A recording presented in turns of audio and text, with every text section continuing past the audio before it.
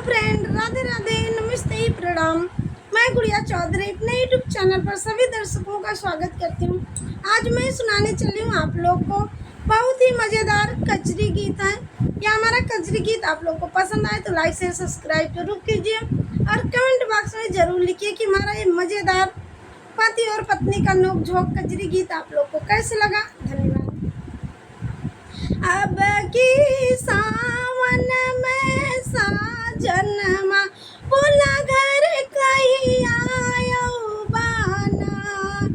अब की सावन में साजनमा बोला घर कहीं आयो बाना।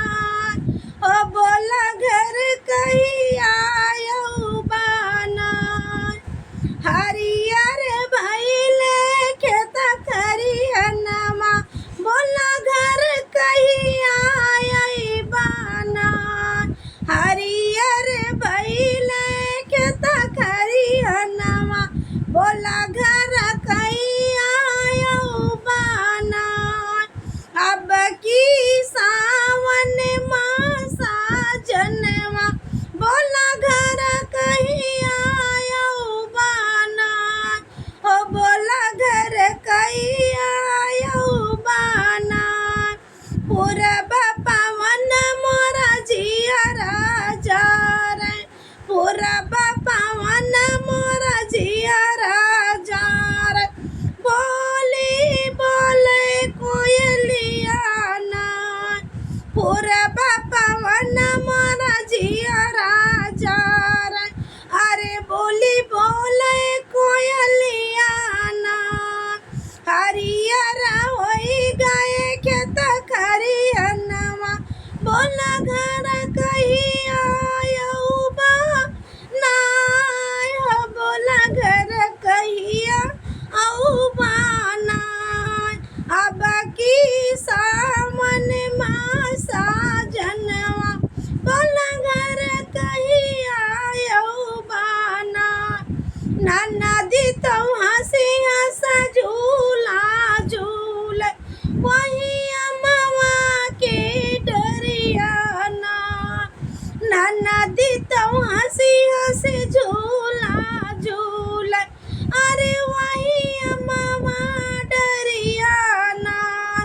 रिमा झिमा पाड़े बूद आंगनवा बोला घर कहीं आई बाना। रिमा झिमा बरसे आंगनवा बोला घर कहीं आयो बाना। हो बोला घर कहीं आयो बाना।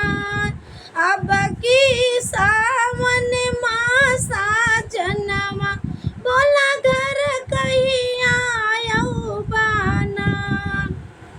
हमारे सजना जी भाई परदेसिया, हमारे सजना जी भाई परदेसिया जाने कवन करनवाना। हमारे बालमा जी भाई परदेसिया जाने कवन करनवाना।